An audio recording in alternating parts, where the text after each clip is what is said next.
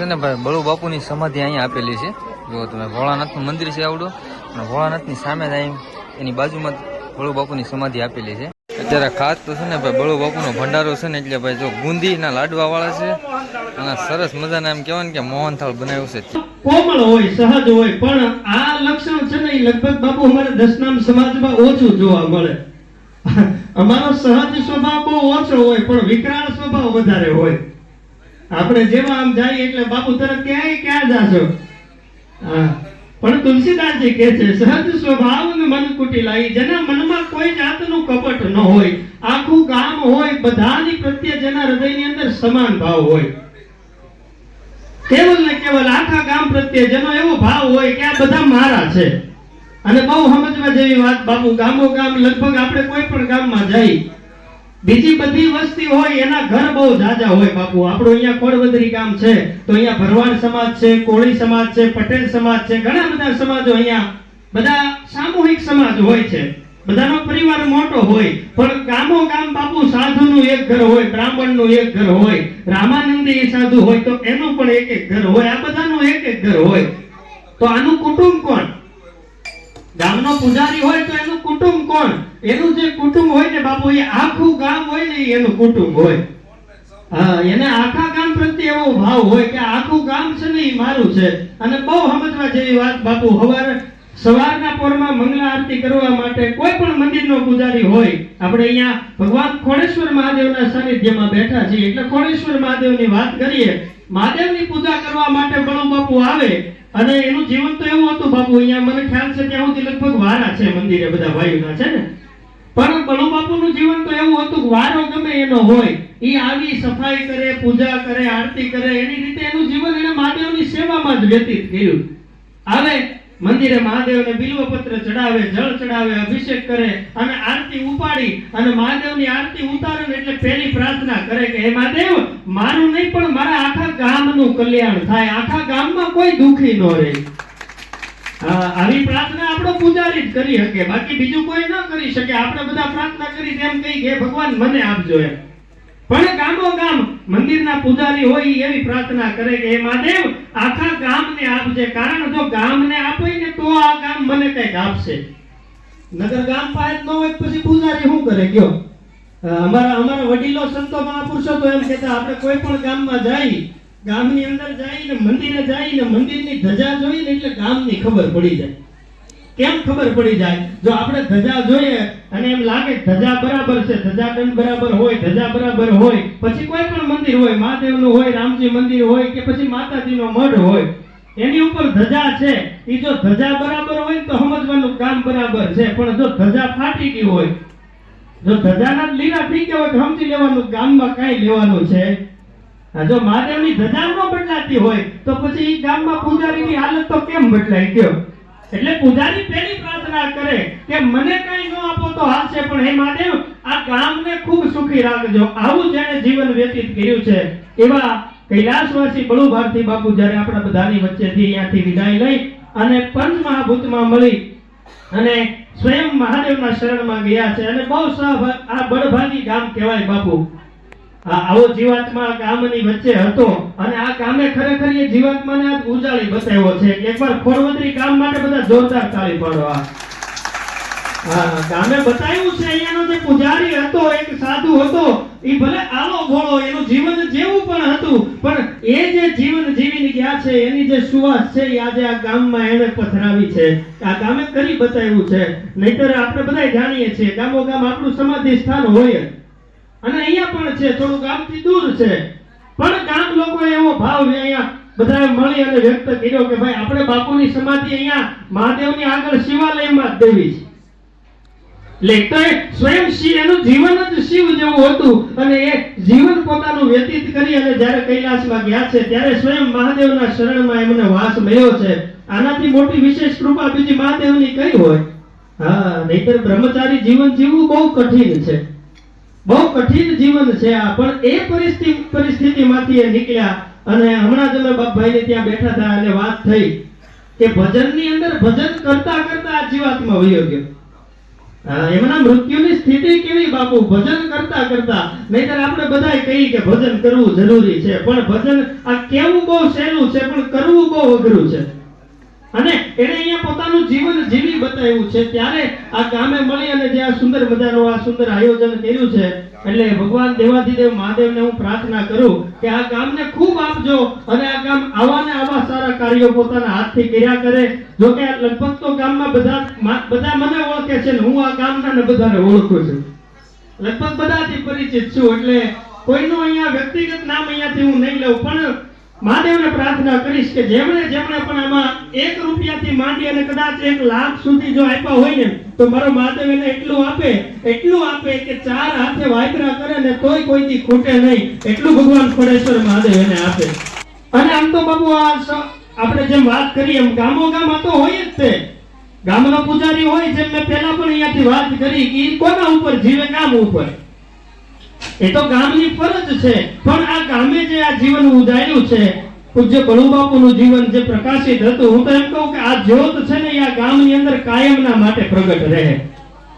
અને એક સાધુ બાળક તરીકે અહીંયાથી હું તમને બધાને કહીશ, એમનું જીવન અત્યારે ભલે આપણી વચ્ચે નથી, અત્યારે એ શરીરથી આપણી વચ્ચે નથી, પણ એમનું જે જીવન હતું એ જીવનને જોઈ અને એમના એ જીવન ચરિત્રને પરખી અને હું અહીંયાથી મારા મગજ પ્રમાણે 2 શબ્દો કહેવા માંગુ છું. જો તમારા બધાના મગજમાં ઉતરે તો એ બાપુ ભલે અત્યારે આપણી વચ્ચે નથી, પણ કાંઈ પણ એવો કપરો સમય આવે, મહાદેવ કોઈના જીવનમાં એવો સમય ન આવવા દે, પણ જ્યારે પરીક્ષાની સમય આવે અને આપણને એમ થાય કે હવે કોઈ રસ્તો નથી, ત્યારે હું એક સાધુ તરીકે એમ કહું કે અહીંયા આવી અને બળુભારતી બાપુની સમાધિએ આવી અને પગે લાગી અને કહેજો કે બાપુ મારો આ કાર્ય કરી દો, અને જો એ કામ પૂરું ન થાય ને તો તેથી હું બોલવાનું બંધ કરી દઈશ. સાધુ તરીકે કહું છું.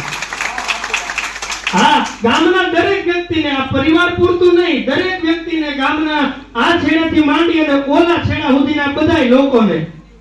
હા, અને એટલા માટે જ બાપુ સાધુની સમાધિ પૂજાય ને, એટલા માટે જ સમાધિ પૂજાય છે. સહજ નથી સાધુ થવું, સહજ નથી સાધુ થવું. ખાલી વસ્ત્રો રંગવાથી બાપુ નથી થવાતું, મર્યા પછી પણ જીવવું પડે છે ત્યારે બાપુ થવાય છે. હા, મરી ગયા પછી પણ ગામના કામ કરવા પડે ત્યારે સાધુ થવાય, અને ત્યારે બાપુ ધજા અને નાળિયેર ચડે. બાકી સમાધિઓ તો ઘણી પડી છે આ ધરતી ઉપર. હા, પણ વર્ષો વીતી ગયા પછી બાપુ તમે એની પાસે જાઓ, એની સમાધિએ બેહો, ભલે અગરબત્તી કરો, ફૂલ ચડાવો, કાંઈ ન હોય તો 2 હાથ જોડી અને એને પ્રાર્થના કરો, અંતરના ભાવથી જો આંકલો કરો અને જો એ સમાધિમાંથી અવાજ ન આવે ને બાપુ તો એ સાધુ ન કહેવાય. હા, આ મહાદેવની પૂર્ણ કૃપા હોય છે. અમે આવતા નથી કહેતા દશનામ સમાજ અમારો ઉજળો છે, હું દશનામી છું અને કહું એમ નહીં, પણ મારો પોતાનો અનુભવ છે એટલે હું કહું છું. ચરણ રજ ખાલી આપણને મળી જાય ને તોય મારું તમારું કલ્યાણ થઈ જાય. આ બધા મહાપુરુષો થયા, એને કોઈ મુક્તિ નથી માંગી, મોક્ષ નથી માંગ્યો. એને એમ નથી કીધું કે અમને ભગવાનના શરણમાં વાસ મળે, એને એમ કીધું કે અમને સાધુના શરણમાં વાસ મળે. અને આવા સાધુ જો ગામમાં હોય અને આપણે એની કદર ન કરીએ તો આ મારું અને તમારું બધાનું જીવન છે ને એ વ્યર્થ ગણાય. હા, એ કદર આપણે કરી છે, એમનું જીવન, એમના જીવનથી હું પરિચિત છું, અને એ જે જીવન જીવીને ગયા છે એ જીવન જીવવું બહુ અઘરું છે. અને કોઈ જાતની સેવા વગર, કોઈ જાતના છળ કપટ વગરનું જેમનું જીવન, નહીતર બહુ આપણે બધાય જાણીએ વર્તમાન સમય એવો છે, એકલા જીવન વ્યતીત કરવું બહુ કઠિન છે.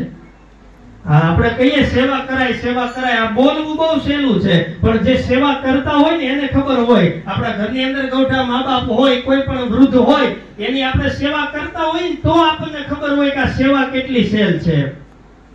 હા, અહીંયાથી તો બોલાય ખાલી, આપણે બોલવું બહુ સહેલું છે. આમ કહીએ કે માતા પિતાની સેવા કરજો, વૃદ્ધ હોય તો એમનું ધ્યાન રાખજો, અને એનું ધ્યાન રાખવું આપણી ફરજ પણ છે, પણ આ સેવા છે કોઈની બહુ છે. આ બહુ કઠિન છે. બહુ ભાગ્યશાળી જીવાત્મા હોય કે જે આ સેવા કરી શકે. પણ એક મહાદેવના સાનિધ્યમાં બેઠા છીએ ત્યારે એક શ્રદ્ધા અને વિશ્વાસથી કહું છું કે મા બાપની જો સેવા કરી હોય ને તો આ જીવનમાં કોઈ દિવસ મારે કે તમારે કોઈથી દુખી ન થવું પડે. જો એની સેવા કરી હોય તો. એટલે બધાને અહીંયાથી સેવા આવે, બાપુ હવે બંધ કરો ને, હવે અમારે હરિહર શરૂ કરવું છે. હા, અને ધર્મસભામાં જો આંખું ખોલીને બોલું, બાકી તો આંખું બંધ કરીને બોલું. તમને ગમે તો એ ભલે ન ગમે.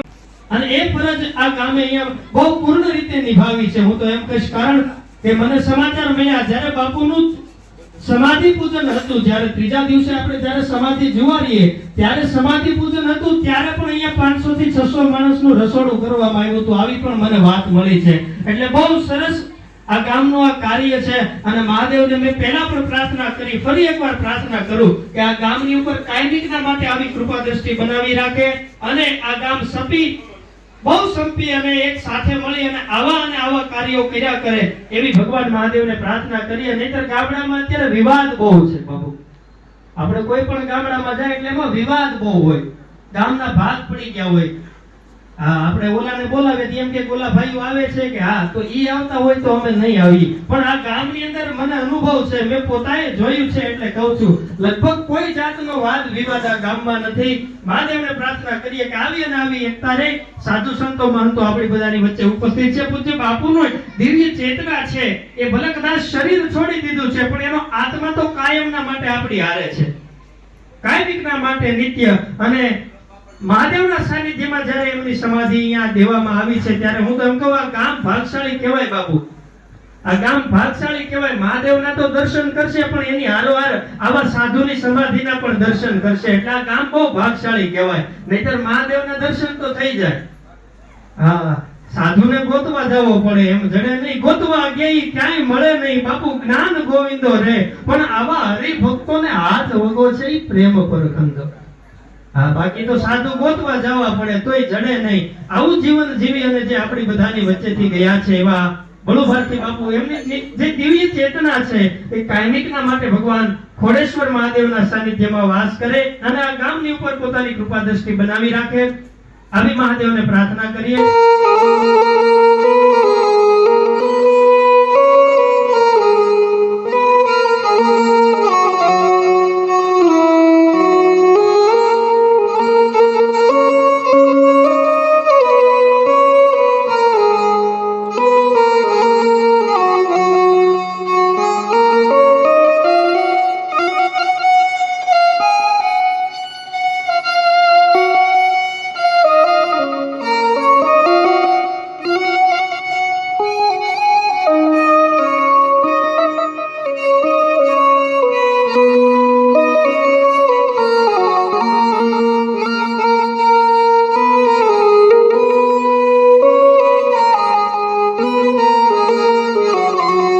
અત્યારે ખાસ તો છે ને ભાઈ બળુ બાપુનો ભંડારો છે ને એટલે ભાઈ જો બુંદીના લાડવા વાળા છે અને સરસ મજાના એમ કહેવાય ને કે મોહનથાળ બનાવ્યું છે. ત્યાં સરસ મજાના પણ સેવા કરી રહ્યા છે ગામ લોકો. જુઓ તમે, અને આ બાજુ જુઓ ને તો ઘણા બધા સેવકો અત્યારે આવી ગયા છે. હવારના એમ કહેવાય ને કે હવાની ગુંદી ચાલુ છે એક ધારી બનાવવાની. જો બધા સેવકો કઈ રીતના બનાવે છે. જો લાડવા હાથેથી વાળવાના, પહેલાં તો આવી રીતે મહળવાના હોય.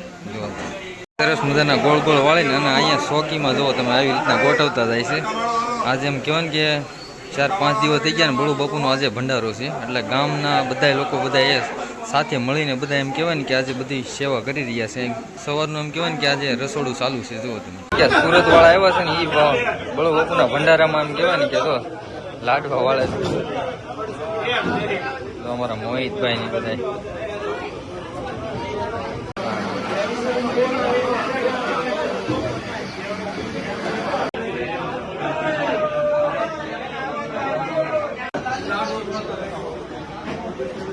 ખાસ કરીને છે ને ભાઈ બળુ બાપુનો આજનો ભંડારો હતો.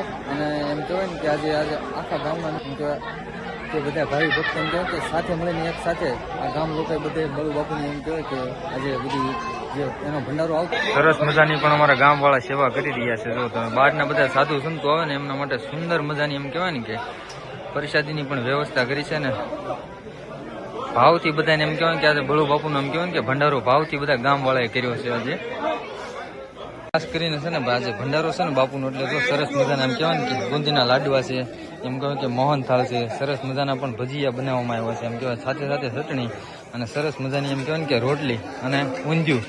ખાસ કરીને આ બધા આપણા મસાણી ગ્રુપ પીરસવા વાળા છે. જુઓ તમે ખાસ